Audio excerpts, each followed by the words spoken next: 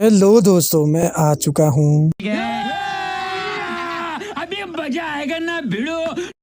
इस एपिसोड की शुरुआत में हम लिनफे को देखते हैं जो कि मास्टर ऊ के लाए हुए जगह पर कल्टीवेशन कर रहा था। उसके बाद हम मास्टर ऊ को देखते हैं जो कि वहीं पर ही लिनफे की चेंज करके दी गई उस टेक्निक को अभी भी पढ़ रहे थे। वही हम देखते हैं कि लिनफे वहाँ के हैवी एलिमेंट एनर्जी को अपनी बॉडी में तेजी से एब्जॉर्ब करने लगता है, मगर हम देखते हैं लिनफे अपने आप से आउट ऑफ कंट्रोल हो जाता है क्योंकि उसकी बॉडी कुछ ज्यादा ही तेजी से एडमेंट एनर्जी को एब्जॉर्ब कर रही थी, जिससे लिनफे को बहुत ही दर्द हो रहा था। इसीलिए लिनफे फौरन से ही मास्टर ऊ को हेल्प करने के लिए पुकारता है।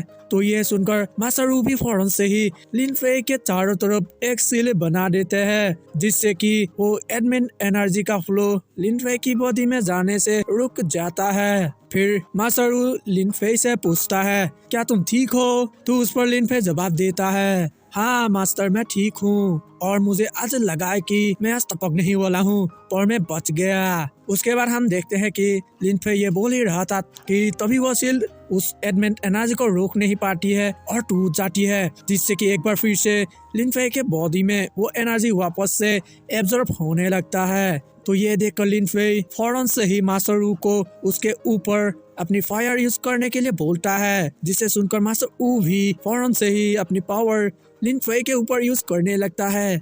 उसके बाद हम देखते हैं कि उन सब की वजह से लिनफे की हालत बहुत ही ज्यादा खराब हो जाती है और लिनफे वहीं पर ही बेहोश हो जाता है। जिसके बाद सीन चेंज होता है और हम सोंगटियान को देखते हैं जो कि अपनी स्वॉर्ड प्रैक्टिस कर रहा था। फिर उसके पास एलआर डेंग आते हैं जो कि उससे बताता है कि रिले असेंबली टूर्नामेंट जल्द ही होने वाला है। एलआर की बात सुनकर सोंगटियान भी कॉन्फिडेंस से कहता है, हाँ मास्टर, मैं उसमें अपना पूरा बेस्ट दूंगा और अपने पीक का नाम जरूरी रोशन करूंगा। तो ये सुनकर एलआर भी खुश हो जाते हैं और वहां से जाते हुए सोंगटियान को अपना ध्यान रखने के लिए बोलता है।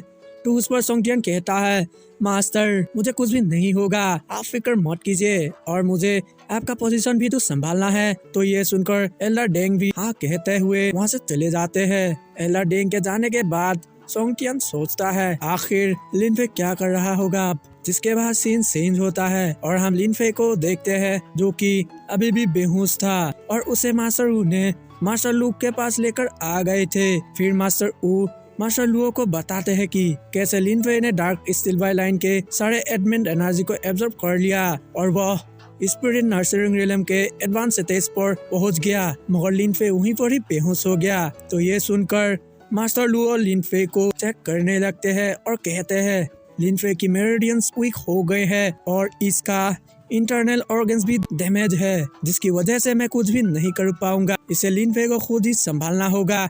तो ये सुनकर मास्टर लुओ से कहते हैं, आप लिनफे का ध्यान रखिए, तब तक मैं अपने सीनियर से पूछता हूँ कि वो कुछ कर सकते हैं या नहीं। तो उस पर मास्टर लुओ बोलते हैं, ठीक है, तब तक मैं लिनफे की बॉडी को स्टडी करता हूँ कि उसे आखिर क्या हुआ है। उसके बाद मास्टर ऊ वहाँ से चले जाते हैं। अब अगले सीन में हम लिनफे को देखते हैं और उसे जब होश आता है तो वह अपने आप को अपनी प्रीवियस लाइफ के स्वॉर्ड कलेक्शन पेविलियन में पाता है, जहां वो अपने सीनियर भानु को देखता है।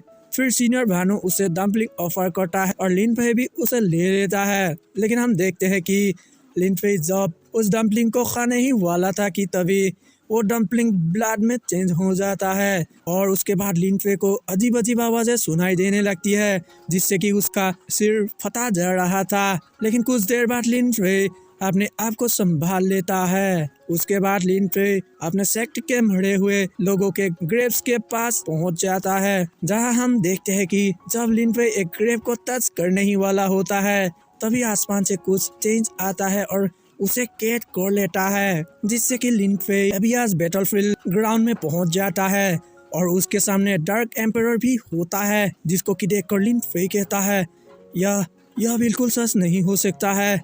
तो उस पर डार्क एम्परर लिनफे से कहता है, तुम्हारे सेक्ट के सारे लोग खत्म हो गए, पर तुम जिसको कि बिल्कुल भी कल्टीवेट करना नहीं आता वो बच गया है। जिसके बाद डार्क एम्परर लिनफे का गला दबाने लगता है और उससे बोलता है, तुम्हें डर टू हो रहा है ना, तो ये सुनकर लिनफे स्माइल करने लगता है और उससे कहता है, तुमने अच्छी एक्टिंग की, मुझे तो सच में तुम पर यकीन ही हो गया था। जिसके बाद लिनफे एम्पेरर को अपनी पावर से पीछे खिसका देता है और फिर अपने आप को उन चेनों से आजाद करके डार्क एम्पेरर को अपनी स्वॉर्ड से एक झटके में ही खत्म कर देता है और कहता है, असली डार्क एम्पेरर इतना ज्यादा बक नहीं करता था। जिसके बाद हम देखते हैं डार्क एम्पेरर के खत्म होने के बाद वह पूरी जगह चेंज होने लगता है और देखते ही देखते चेंज हो जाता है। जिसके बाद हम वहाँ लिनफे का इविल रूप को देखते हैं जो कि लिनफे के सामने ही होता है, लेकिन वह इविल रूप गायब होकर लिनफे के बॉडी से ही बाहर निकलता है।